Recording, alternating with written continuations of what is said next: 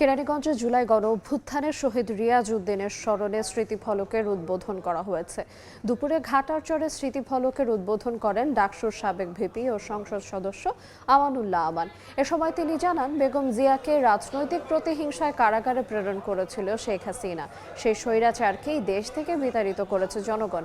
এই দেশের মাটিতে শেখ হাসিনার আর কোনো জায়গা হবে না।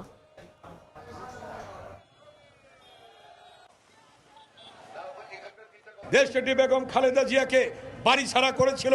সেদিন 40 বছরের স্মৃতি বিজড়িত বাড়ি তাকে ছেড়ে দিতে হয়েছিল, কান্নায় ভেঙে পড়েছিল এবং এক কাপড়ে বেরিয়ে গিয়েছিল। আজকে বাংলাদেশের জনগণ যে নাকি বেগম খালেদা জিয়াকে ঘর ছাড়া করেছে শেখ হাসিনা, তাকে বাংলাদেশের জনগণ আজকে দেশ ছাড়া করে দিয়েছে। আজকে তার এই দেশে আর স্থান নেই, এই দেশে আর স্থান হবেও না।